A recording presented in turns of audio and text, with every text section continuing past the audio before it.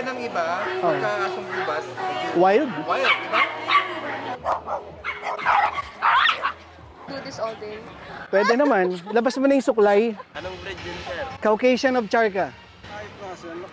Pag lakas sa lakas, talo tayo dito. Sobra lakas ito. Sir, ayun ba yung ano? Yung parang Pinoy to? Asong gubat. Aha. Magwawala ba siya pag may little siya? Pag magwawala po yung aso nyo, kakagating niya. Pero pag ako lang, okay? Pag ikaw po magwawala, Hindi, magpipigil. ay, ayan, si Rodel. Later, we will be having a special guest.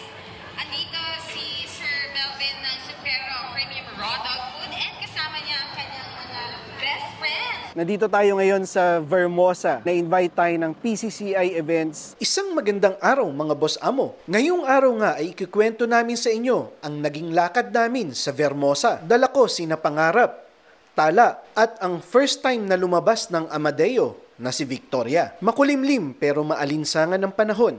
Ngunit dahil ang mga aso ko ay sanay sa packwalk at lagi silang may exercise, ay alam ko na kayang-kaya nila ang panahon na ito. At syempre mga boss amo, hindi ako aalis nang wala akong objective. Kaya ang objective namin ngayon ay ang gawing balanse ang ugali ni Victoria at Tala sa isa't isa. Pagpasok namin ng mall ay bumungad sa amin ang napakalaking playground na ito. Ang tawag dito ay Barkyard. Maliliit pa ang puno, ngunit marami ng damo. Kaya naman itong sina Pangarap, Tala at Victoria ay busy agad sa pag-amoy. At syempre automatic na ang picture taking ng mga taong nakakakita sa mga aso ko. At dahil sobrang dami rin ng mga dog lovers na nagpupunta dito, ay ito na rin ang time para ma-desensitize ang tatlong aso ko. Tapang oh. At bago namin ipagpatuloy ang aming activities, ay pinainom ko muna ang mga aso ko. Maganda ang pinapakitang behavior ni Tala at Victoria. Hindi sila mga takot at hindi rin sila nambabatok ng ibang aso. Siya si Pangarap, di ba? Si Pangarap. Oo, lagi ng vlog niya. Hi.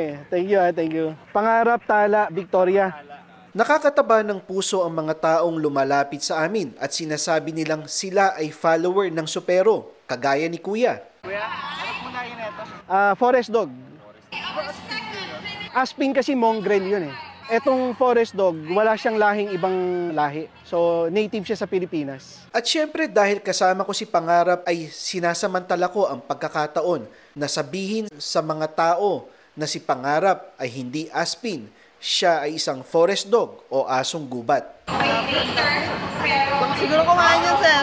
2.5 kilos ng karne araw-araw. Later, we will be having a special guest. Andito si Sir Melvin ng Supero Premium Raw Dog Food and kasama niya ang kanyang mga best friends. At yun nga mga boss amo, narinig nyo, ako pala ay isang special guest sa PCCI event. At mamaya, maririnig nyo akong magsalita. Sa ngayon ay lumilibot muna kami at tumutuklas ng iba't ibang ugali ng aso.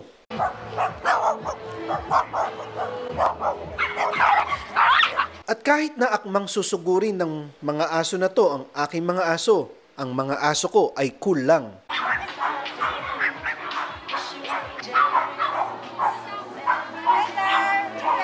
Hi! Ng iba, pagka-asong gubat. Wild? Wild, diba? Pero sa probinsya, naalagaan niya sa bahay. Yung totoo yun. Hype lang yun. Hype. They're just like another dog.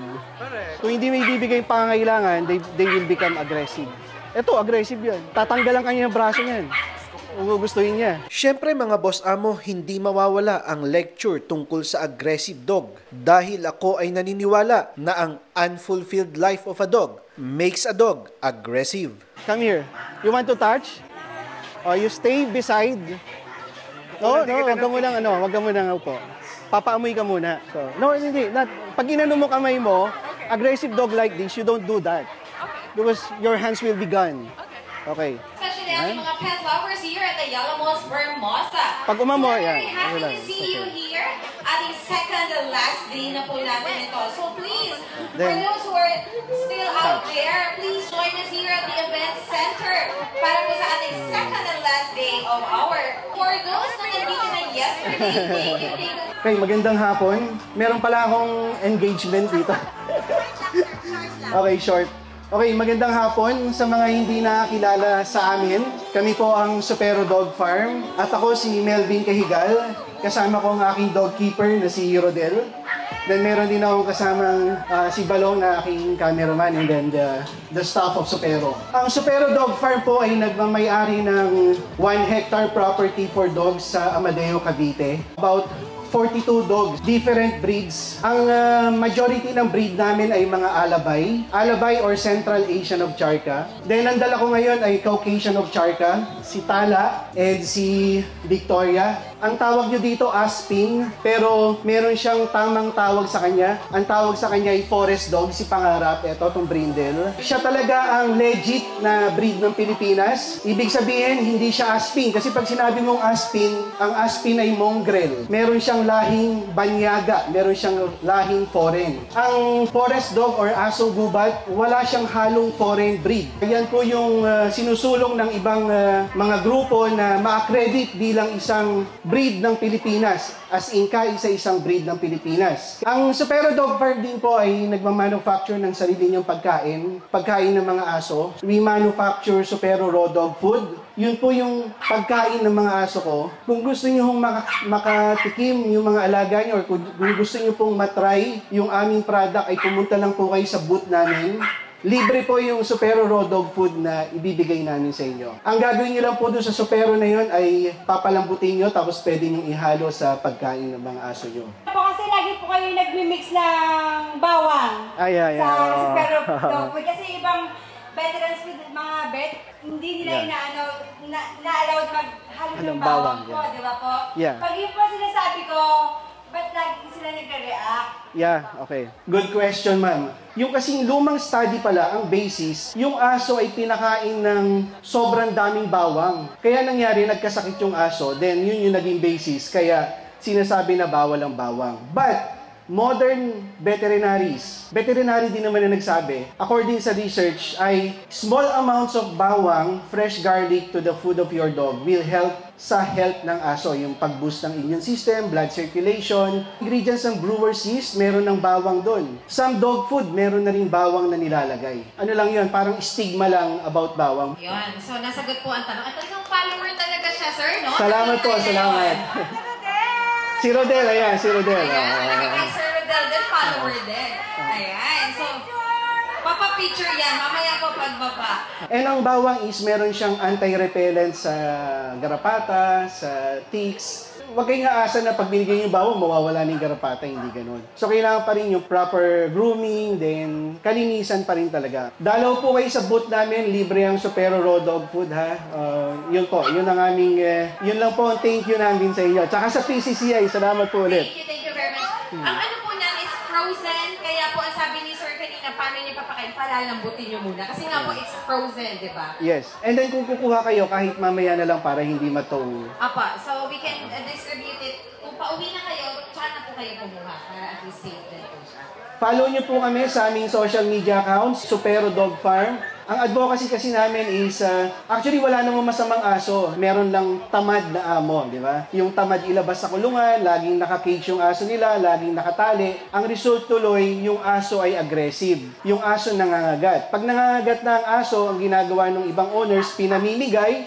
Yan, ay mabait yung aso na yan, hindi ko lang maasikaso. Pero pag nandun na sa kabilang owner, kakagating yung owner, then yung aso na yon either end up sa streets or pinapadala sa pound or pinapadala sa shelter. Ako lagi, very vocal. Ang pag-aaso, hindi yan cute. Hindi cute talaga mag-aso. Kung gusto mo mag-aso, ang mindset mo lang ay cute mag-aso, mali yun. Kasi ang aso ay may buhay. Kaya nagpapasalamat ako sa mga nandito na nagdadala ng dogs nila. Dahil ito ay mahalaga sa buhay ng mga aso nyo. Kahit na tumatahol yung aso nyo dyan, mapapansin nyo, pag binalik nyo sa bahay nyo yan, mas mababait sila. Kasi nakalabas sila at nakaamoy sila ng iba't ibang aso pa at iba't ibang tao. Tsaka sir, meron ako madalas nakikita sa iyo sa pinupost niya sa Facebook.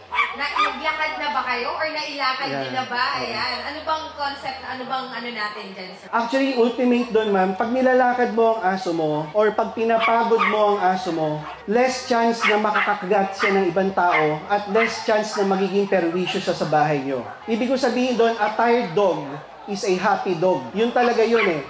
Kaya ang daming mga nagmi-misbehave na aso, dahil ang aso nasa bahay lang, walang ginagawa. Yung 4 na paa nila, hindi nila nagagamit. Dapat ang 4 na paa ng aso, inilalakad dyan at saka itinatakbo nila. Pag hindi mo binigay, yung fulfillment na yun, yung paglakad, pagtakbo, yung pag-amoy, ang babalingan nila yung sofa. Kakagatin nila lahat yun, uubusin nila yung sofa nyo, yung mga tsinelas nyo, paborito nyo sapatos. Yan ang kakainin nila. Ibig sabihin nun, pag nangyari na yun sa aso mo, sinasabi niya, boss, ilabas mo naman ako. Boss, ilakad mo naman ako. Tama, pagbalik nun, tutulog na lang siya. Mas mababa na yung energy niya.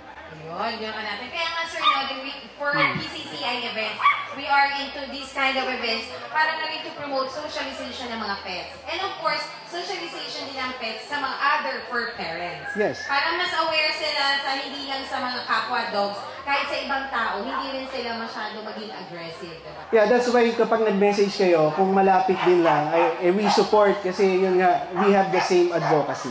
Yes, sir. So we are very happy and honored to have you here, sir. Thank you very much, Asupero, Dog Food, and of course, Sir Melvin. Thank you, thank you. Let's give a round of applause. Thank you po. Thank you. Ayan, palakpakan din natin yung kanyang mga si Tala, Yeah, si Tala. Pangarap, and Victoria. And of course, si Kuya. Yeah, si Kuya Rodel. Yeah. Kuya Rodel. Ayun, papapicture Kaway ka, na. kaway. Si Kuya Rodel and kay Sir Melvin. Again, let's give a round of applause, please, to Sir Melvin. Thank you po. Thank you. Thank you very much. At pagkatapos nga ng aking maikling pagsasalita sa harapan, ay dumagsa ang gustong magpa-picture sa amin at lalong-lalo na kay Rodel. Picture! Viewing service once na Ay, salamat pwede po. pong mag-attend. Thank you. Si Tala, Victoria, si Pangarap, si Rodel, yan, si Rodel.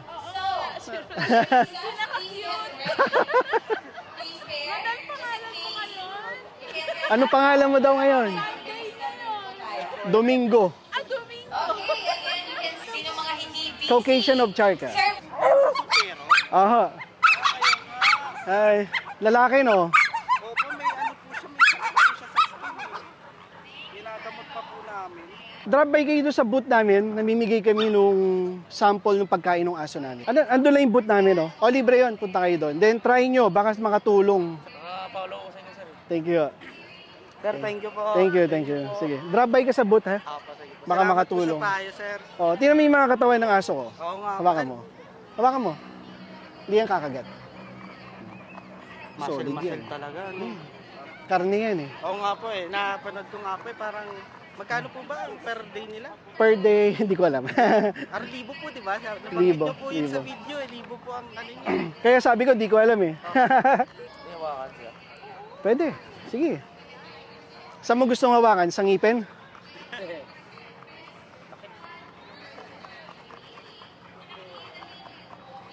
O, yan. Yung papapet pa sa'yo yan. Sige. Ayun o, yun o. Gumanong ka. Higa siya, di ba? Dito may pepet. Caucasian po. Dito. Oh, dito ka lagi sa side.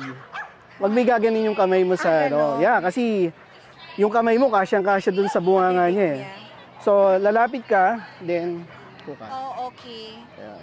Okay? So, Po. Ayan. Ayan.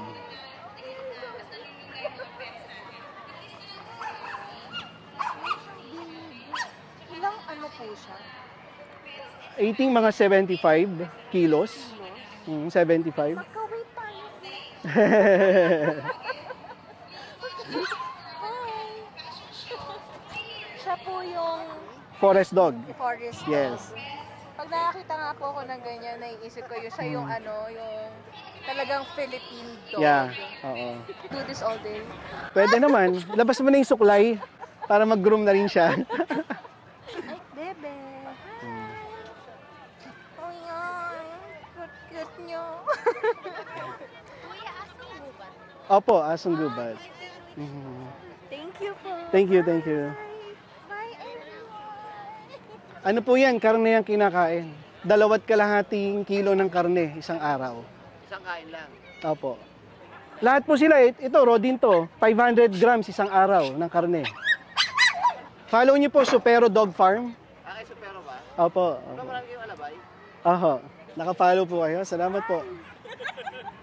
Paglalapit ka, pupunta ka lang sa side. Then ipepet mo from the side. Okay lang yun.